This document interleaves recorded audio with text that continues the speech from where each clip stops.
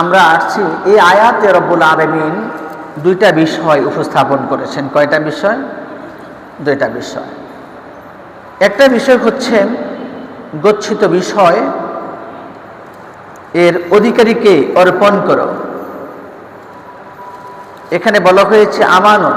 কি বলা হয়েছে? আমানত। আমরা গচ্ছিত বিষয় বলতে আমানত রাখা যে সমস্ত বিষয়, যেমন আমরা ব্যাংকে টাকা জমা রাখি, এটা মূলত আমানত রাখা হয়। অর্থাৎ আমি আমার টাকার নিরাপত্তা দিতে ব্যর্থ, এই কারণে আমি ব্যাংকে জমা রাখি, এটাকে বলা হয় আমানত। যেমন রাসূল করিম সাল্লাল্লাহু আলাইহি ওয়াসাল্লামের যুগে রাসূল করিম সাল্লাল্লাহু আলাইহি ওয়াসাল্লাম ছিলেন একজন বিশ্বস্ত মানুষ। কি হিন্দু, কি বৌদ্ধ, কি খ্রিস্টান, কি কাফের, কি মুশরিক, কি ইমানদার, সব ধরনের মানুষের কাছে আল্লাহ রাসূল ছিলেন কি একজন বিশ্বস্ত মানুষ। এজন্য রাসূলকে তারা আল আমিন বলে ডাকত। আল আমিন মানে কি? বিশ্বস্ত। বিশ্বস্ত মানে যিনি বিশ্বাস ভঙ্গ করেন তিনি, কথার জবাব দেন, যিনি বিশ্বাস ভঙ্গ করেন তিনি কি বিশ্বস্ত না? বন্ধু, আমরা যাকে বন্ধু মনে করি আমাদের জীবনে, মূলত বন্ধুরাই হয় কি বিশ্বাসঘাতক, রাইট? আপনি যাকে শত্রু মনে করেন তার কাছে কি আপনার মনের কথা খুলে বলেন? কথা বলেন? মাথা নাড়ান কেন? আমি আপনাদের মাথার দিকে তাকিয়ে থাকবো? কথা বলবেন। আপনি যাকে শত্রু মনে করেন তার সাথে কি আপনি মনের কথা শেয়ার করেন? গোপন কথা বলেন? শত্রুর কাছে কি আপনি নিজের প্রাইভেসি তুলে ধরবেন? মোটেও না। তাহলে আমরা যাকে বন্ধু মনে করি তাকে আমরা বিশ্বস্ত মনে করি। মানব জীবনে আমরা বন্ধুর কাছে মনের কথা খুলে বলি। মানব জীবনে আমরা নিজের ব্যক্তিগত কথা বন্ধুর কাছে তুলে ধরি।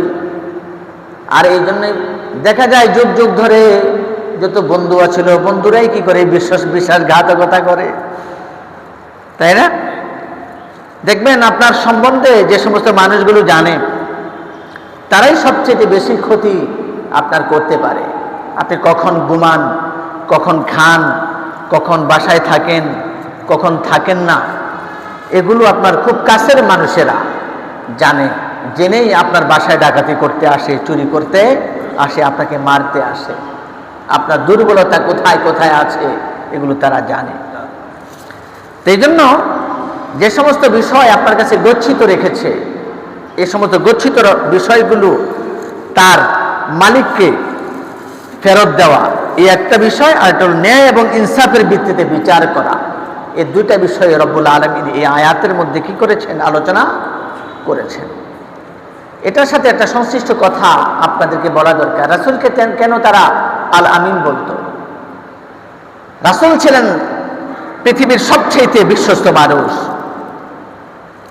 যারা ঈমান গ্রহণ করেছে তাদের জন্য যেমন বিশ্বস্ত মানুষ ছিলেন, আর যারা ঈমান গ্রহণ করে নাই, মুশরিক, কাফের, বেঈমান, রাসূলের ডাকে সাড়া দেয় নাই, ঈমান গ্রহণ করে নাই, ইসলাম গ্রহণ করে নাই, এই ধরনের মানুষগুলো আল্লাহ রাসূলকে বিশ্বস্ত মানুষই মনে করতেন। এই কারণে দেখা যায় মক্কার আহলে কুফার, কুরাইশরা, কাফেররা, বিভিন্ন ধর্মের মানুষেরা ঈমান গ্রহণ না করা সত্ত্বেও, ইসলাম গ্রহণ না করা সত্ত্বেও আল্লাহ রাসূলের কাছে তাদের মূল্যবান জিনিসপত্র, সোনাদানা, গয়নাগাটি, মূল্যবান জিনিসপত্র, টাকা পয়সা, বিভিন্ন জিনিসপত্র আল্লাহ রাসূলের কাছে তারা আমানত রাখতেন, গচ্ছিত রাখতেন। রাজনীতি করতো আবু লাহাবের সাথে, সমাজ চালাতো আবু লাহাবের সাথে, আবু জেহেলের সাথে, আবু সুফিয়ানদের সাথে, ফাজলামি, বদমাশি, নেকামি, চুরি, ডাকাতি, রাহাজানি, মাতব্বরি, নেতাগিরি, রাজনীতি সবকিছু করত আবু লাহাব, আবু জেহেল, আবু সুফিয়ানদের সাথে। কিন্তু তাদেরকে বিশ্বাস করত না। তাদের কাছে টাকা পয়সা, মূল্যবান জিনিস তাদের কাছে রাখতো না, আল্লাহ রাসূলের কাছে জমা দিত। কথা বুঝতে পেরেছেন? সুতরাং এমন ব্যক্তিকে নেতা মানা উচিত নয় যার কাছে আপনার প্রাইভেসি রক্ষা হয় না। এমন ব্যক্তিকে নেতা মানা উচিত নয় যার কাছে আপনার মূল্যবান সম্পদ আপনি আমানত রাখতে ব্যর্থ হন। কাকে নেতা মানেন? মনে কখনো চিন্তা করেছেন? আল্লাহ রাসূলকে হত্যা করবে, বাড়ি অবরোধ করলো। বাড়ি কি করলো? অবরোধ করলো। আল্লাহ রাসূল হত্যা করবে, নাহলে বন্দী করবে। অবরোধ করলো। আল্লাহ রাসূল এমনি এক মুহূর্তে যখন অবরোধ করা হলো, রাসূলের অবরোধ মানে কি? আল্লাহ রাসূলের গোটা বাড়ি চতুর্দিকে বেষ্টনী দিয়ে ফেলেছে, যেন নবী মুহাম্মদুর রাসূলুল্লাহ পালাতে না পারেন, বেরিয়ে যেতে না পারেন। তাদের ভাষায় রাসূল কি পালিয়ে যাওয়ার মানুষ? মোটেও না। আহলে কুফার সকল কুরাইশ সর্দাররা রাসূলের বাড়িকে অবরোধ করলেন। নবী মুহাম্মদুর রাসূলুল্লাহ সাল্লাল্লাহু আলাইহি সাল্লামকে বের হতে দেবেন না। বের হলে তারা কি করবেন? হত্যা করবেন অথবা বন্দী করবেন। এমন একটা কঠিন পরিস্থিতি আল্লাহ রাসূলের কাছে আল্লাহ তাআলা ওহী প্রেরণ করলেন যে আপনি হয় হিজরত করেন, আমার অর্ডার, এখনই যাবেন। যদিও আল্লাহ রাসূলকে এর আগেই ইনফরমেশন দিয়ে রেখেছেন, এই আল্লাহ রাসূল আপনি হিজরতের জন্য প্রস্তুতি নেন, যে কোনো মুহূর্তে আপনাকে আদেশ করা হতে পারে আপনি নিজের মাতৃভূমি ত্যাগ করবেন, হিজরত করতে হবে ইসলামের স্বার্থে, আমার দ্বীনের স্বার্থে। কিন্তু কখন হবে সেটা আল্লাহ তাআলা তাকে বলেননি। সূরা তাওবার মধ্যে এভাবে এসেছেন, ওয়া ইয ইয়ামকুরু বিকাল্লাযীনা কাফারু লিইউযবিতুকা আও ইয়াকতুলুকা আও ইয়াখরুজুকা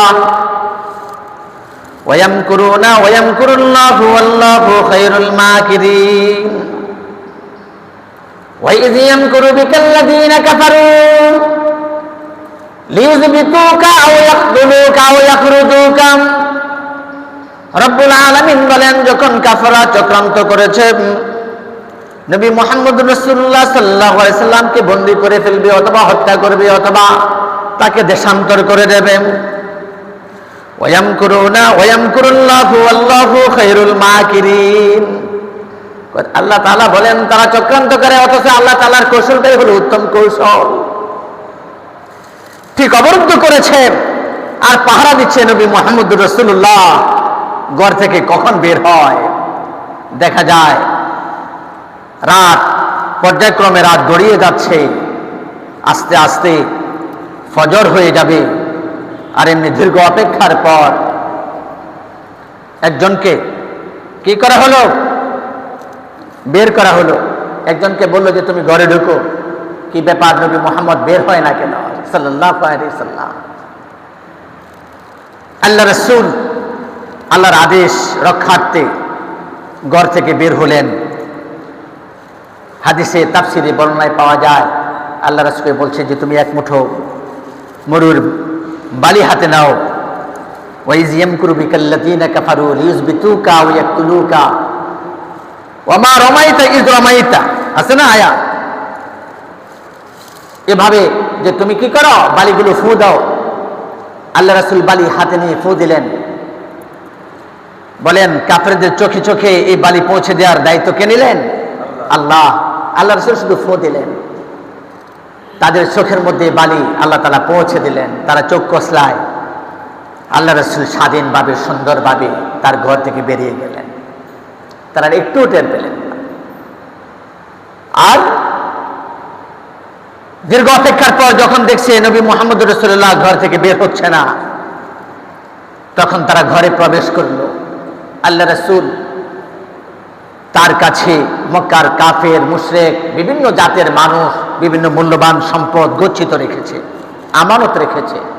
এটা ব্যাংক, আল আমিন। ব্যাংকের নাম কি? আল আমিন। তার কাছে গচ্ছিত রেখেছে। হযরত আলী রাদিয়াল্লাহু তাআলা আনহুকে বললেন যে তুমি আমার বিছানায় অবস্থান করো।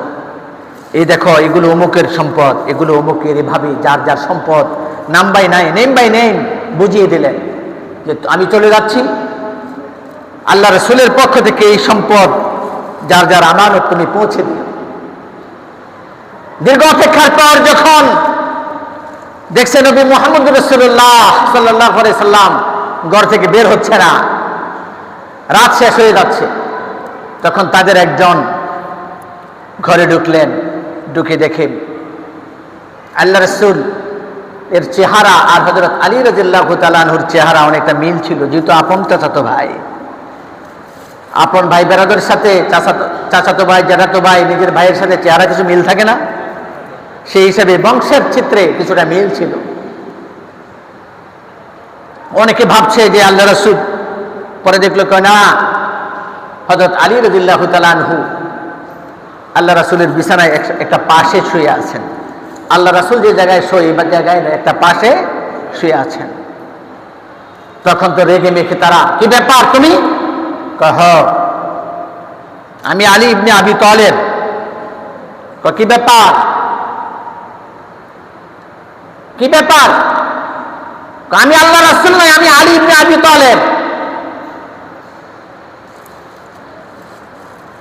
আজকের এই কঠিন মুহূর্তেও যখন তোমরা তাকে হত্যা করতে বাড়িকে অবরুদ্ধ করেছ, তখনও তোমাদের সম্পদ যথাযথভাবে তোমাদেরকে বুঝিয়ে দেওয়ার জন্য আল্লাহ রাসূল তার বিছানায় আমাকে রেখে গেছেন। এই দেখো তোমাদের সম্পদ। লজ্জায় তাদের চেহারা লাল হয়ে গিয়েছে। আমরা যাকে অবরুদ্ধ করার জন্য, যাকে হত্যা করার জন্য বাড়ি অবরোধ করলাম, আর সেই নবী মুহাম্মদ আমাদের সম্পদ আমাদেরকে বুঝিয়ে দেওয়ার জন্য হযরত আলীকে দায়িত্ব দিয়েছে। এটার নাম আমানত। এটার নাম কি? আমানত।